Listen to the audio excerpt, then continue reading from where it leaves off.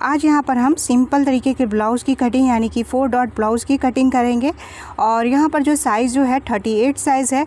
और इस तरीके के ब्लाउज़ या 36 साइज़ पर किस तरीके से कटिंग करेंगे और जो बिगनर्स हैं वो भी ईज़िली कर पाएंगे। तो hello everyone, welcome to my YouTube channel Kiran Shiv cutting and stitching. यहाँ पर देखिए लेंथ को हमें यहाँ पर 14 इंच पर तैयार करना है। तो बैक साइड के पल्ले के लिए हमने 15 इंच लेंथ लिया है और फ्रंट में यहाँ पे हुकाई करेंगे। और जहाँ पर 15 इंच पर निशान लगाया है वहीं से एक सीधी लाइन ले लिए हैं। अभी देखिए जो लाइन सीधी लिए हैं वहीं पर हमें लेनी है शोल्डर लाइन। तो शोल्डर लाइन लेंगे यहाँ पे 5.5 इंच पर, क्योंकि नेक जो है थोड़ा डीप बनाने वाले हैं इस वजह से। यदि नेक आप 6 इंच तक या 7 इंच पे बना रहे हो तो शोल्डर आप आराम से 6 इंच ले लें। अभी देखिए आर्महोल वाली लाइन को हम ले रहे हैं यहाँ पर 6 इंच पर। तो इस तरीके से दो जगह से पॉइंट लगा के एक सीधी लाइन ड्रॉ कर ली है। तो ये हो गई हमारी आर्महोल वाली लाइन। तो यहाँ पर इस तरीके से ड्रॉ किए हैं। और अब लेंगे चेस्ट लाइन। चेस्ट लाइन लेंगे 9.5 इंच, क्योंकि 38 चेस्ट है जिसको कि 4 से डिवाइड करेंगे तो आ जाएगा। और इसमें हम 2 इंच का मार्जिन आज यहाँ पर लेने वाले हैं। आप चाहे तो 1.5 इंच का भी मार्जिन ले सकते हैं। और यहाँ पर हमने 2 इंच का आज मार्जिन लिया है। अभी कमर देखेंगे तो कमर है 32, तो 4 पार्ट करेंगे तो आएगा 8 और 1 इंच की डॉट डालेंगे और यहाँ पर भी 2 इंच का मार्जिन रख रहे हैं। तो इस तरीके से सारा मार्जिन सहित हमने निशान को लगा लेना है, कटिंग वाली लाइन और स्टिचिंग वाली लाइन। अभी इस लाइन को लगाने के बाद देखिए आर्महोल की हमें गुलाई दे देनी है। तो यहाँ से हम 1.25 इंच रखेंगे आर्महोल की गुलाई के लिए। इंची टेप को सीधा रखेंगे। सीधा रखने के बाद यहाँ से फोल्ड करेंगे। फोल्ड करके यहाँ से पॉइंट लगाएंगे। पॉइंट लगाने के बाद यहाँ पर आर्महोल की गुलाई हम दे देंगे इस तरीके से। तो पॉइंट करते हुए गुलाई देंगे, फिर डायरेक्ट गुलाई दे देंगे। अभी गले की चौड़ाई के लिए हम ले रहे हैं यहाँ पे 2.5 इंच पर। आप चाहें तो यहीं पे गले की चौड़ाई 2.25 इंच भी रख सकते हैं। गहराई लिए हैं 10 इंच पर और नीचे से रखेंगे चौड़ाई यहाँ पर 3 इंच पर। स्केल की सहायता से इन पॉइंटों को मिला देंगे और यहाँ पर दे देंगे गुलाई। तो ये हमारी बैक साइड के गले की गुलाई हो चुकी है इस तरीके से। अभी देखिए 2 लाइन जितना अंदर की ओर डाउन करेंगे गले की साइड में, क्योंकि यदि आपको शोल्डर गिरने की प्रॉब्लम है तो आप ये काम ज़रूर करें कि 0.25 इंच जितना अंदर की ओर डाउन करें। इंची टेप को कमर पे रखेंगे सीधा और फोल्ड करके एक पॉइंट निकालेंगे। इस पॉइंट की सहायता से हम 4.5 इंच लंबी एक प्लेट डालेंगे, जिसे कि दोनों साइड हाफ इंच घुमा दे रहे हैं। और ये प्लेट जो है हमारी 1 इंच की हो जाएगी।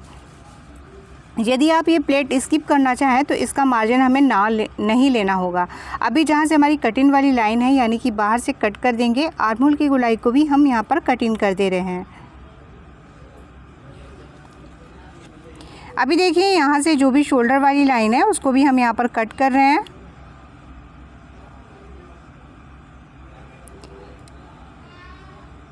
गले की भी कटिंग यहाँ पर हम इस तरीके से कर लेंगे। अभी देखिए यहाँ पर हमारे बैक साइड के पल्ले की कटिंग करने के बाद हमें फ्रंट की कटिंग करनी है। तो उसके लिए देखिए अभी हमने फिर से पेपर को लिया है। पेपर यहाँ पर सिंगल है और जब कपड़े पर लेंगे तो डबल फोल्ड करते हुए लेंगे। नीचे से लगभग 1/2 इंच एक्स्ट्रा ज़रूर लेना है मार्जिन, क्योंकि जब हमारे पल्ले जुड़ेंगे तो ये छोटे बड़े हो जाएंगे, क्योंकि आगे वाले पल्ले में टक्स लगता है, इस वजह से भी ये छोटा हो जाता है।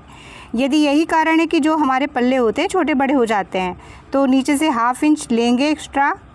इसे आप 0.75 इंच भी ले सकते हैं। अभी देखिए हुकाई वाला जो मार्जिन है लगभग 1/2 इंच से 1 लाइन कम ले लेंगे साइड में। और देखिए नीचे वाला मार्जिन और हुकाई वाला मार्जिन छोड़ देंगे, क्योंकि फ्रंट में हुकाई जो कर रहे हैं ना, तो उसका मार्जिन हमें ज़रूर लेना है। तो हमने ले लिया है, क्योंकि गले की चौड़ाई यहाँ पे 2.5 इंच रखी है इस वजह से। अभी देखिए यहाँ से शोल्डर वाली लाइन जो है उसे हम ड्रॉ कर रहे हैं। गले की जो चौड़ाई है उसे भी ड्रॉ कर देंगे। जो भी हमारा आर्महोल की गुलाई है इसका शेप हम दे रहे हैं इसी तरीके से करते हुए। तो यहाँ पर हमने जो हमारा शेप है हम इसको इस तरीके से लगा रहे हैं। और देखिए लगभग 1/2 इंच बढ़ा रहे हैं साइड में। फ्रंट में क्यों बढ़ा रहे हैं, क्योंकि यहाँ से यदि आप मार्जिन को 2 ही इंच पे रखना चाहें तो ज़रूर इस मार्जिन को 1/2 इंच बढ़ा लें, क्योंकि जब यहाँ पे टक्स पड़ेगा तो ये वाला जो पल्ला होता है फ्रंट वाला वो थोड़ा सा चौड़ाई में कम हो जाता है। नहीं तो हमने 2 इंच का मार्जिन लिया है, आप चाहे तो ना भी लें, कोई फ़र्क नहीं पड़ेगा। बस ये है कि यदि 2 इंच का मार्जिन रखना हो तो ज़रूर लें। फ्रंट की गुलाई के लिए 1/2 इंच नीचे से लिए हैं, फिर इस लाइन को तिरछा मिला लिए हैं। मिलाने के बाद देखिए यहाँ से लगा रहे हैं लगभग 1 इंच पर निशान। इस पॉइंट को लगाने के बाद फ्रंट वाले गुलाई को हम दे रहे हैं आगे की ओर 1/2 इंच तिरछा ला के इस बॉक्स को बनाया, उसी के अंदर गुलाई दिए हैं, ध्यान दीजिएगा। अभी देखिए जो हमारा मार्जिन है ना उसको हम यहाँ पे ड्रॉ कर दे रहे हैं। तो इस तरीके से हमारा मार्जिन इतना ही निकल के आएगा, यदि हम हाफ इंच साइड में बढ़ाते हैं तो। अभी देखिए यहाँ पर गले की गहराई जो है हम रख रहे हैं फ्रंट का 6.5 इंच पर, और सीधी लाइन करते हुए बॉक्स बना के इसी में हम कर्व दे देंगे इस तरीके से, यानी जो भी शेप देना हो आपको गले का दे सकते हैं।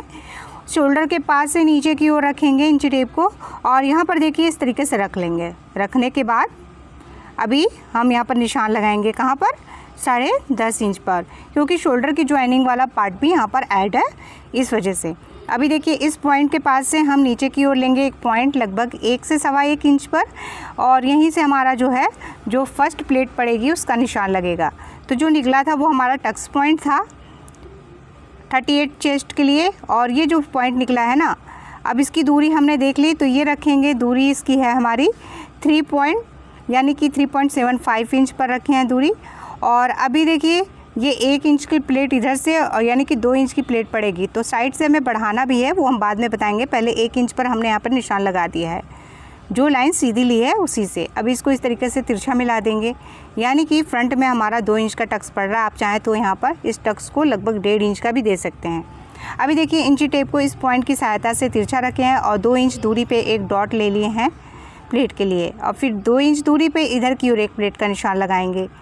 अभी मिलाएंगे कैसे, इसको इधर नीचे की ओर तिरछा मिला देंगे, यानी कि नीचे से देखा जाए तो 3 इंच ऊपर तक में इस निशान को रखते हुए तिरछा मिला देंगे। तो ये दूसरी प्लेट हो गई है, और ये जाएंगे साइड में, तो साइड में इसको मिला देंगे। ये प्लेट की चौड़ाई जो है हाफ इंच की होगी, जो साइड वाली प्लेटें हैं।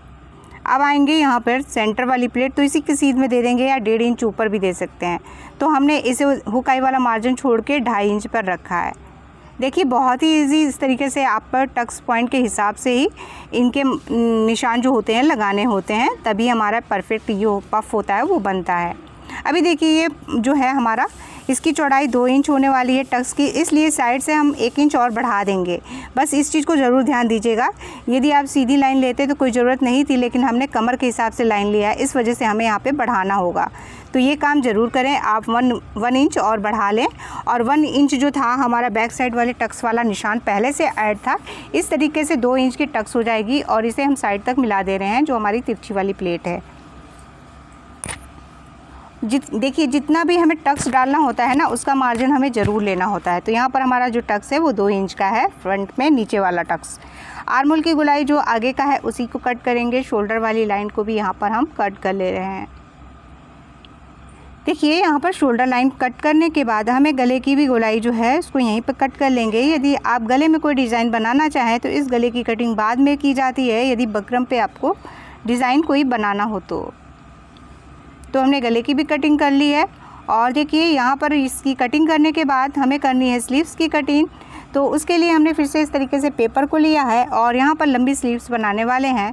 तो डबल फोल्ड पे इस पेपर को लेने के बाद देखिए बैक साइड के पल्ले को लिए हैं, और बैक साइड के पल्ले को नापेंगे। तो यहाँ से जितना भी स्टिचिंग में मार्जिन जाएगा ना, हाफ इंच जितना छोड़ते हुए इंची टेप को गोल गोल इस तरीके से घुमा देंगे। घुमाने के बाद ये देखिए 10.5 में 1 लाइन कम आया है, बस इस मार्जिन को ज़रूर ले लेंगे। तो यही हमारी चौड़ाई होगी। तो डबल फोल्ड पे है, देखिए किस तरीके से। और हमें बाजू की लंबाई जो है 10 इंच पर तैयार करने के लिए 11 इंच लिए हैं अस्तर वाले के हिसाब से, और इस तरीके से सीधी लाइन ड्रॉ कर लिए हैं। और जो हमारा 10.5 में 1 लाइन कम था ना, उसी को वहाँ पर ड्रॉ करेंगे। यानी कि 10.5 में जो एक छोटी लाइन होती है, बस उसको 1 इंच माइनस कर देंगे एक डंडी को। उसके बाद माइनस करेंगे वहाँ पर 0.75 इंच, वहीं से ये लाइन सीधी हमने नीचे तक खींच दी है, और 0.75 इंच ज़रूर माइनस करेंगे। और जो माइनस करके जो लाइन खींची उसी पर हमने 3.5 इंच नीचे एक पॉइंट लिया, जिससे कि 2 इंच अंदर की ओर सीधी एक लाइन लिए हैं, क्योंकि 2 इंच का मार्जिन है। अभी देखिए यहाँ ऊपर की ओर गए हैं और 2.5 इंच पर एक पॉइंट लगा दिए हैं, और इस पॉइंट को इस पॉइंट की सहायता से मिला देंगे, और यहीं से दे देंगे इसको कर्व। तो ये हो जाएगी बैक साइड के स्लीव्स के लिए आर्म होल की जो गोलाई होगी वो हो गई। यहाँ पर बाजू की गोलाई जितनी भी होगी उसके हिसाब से हाफ करते हुए ले लेंगे।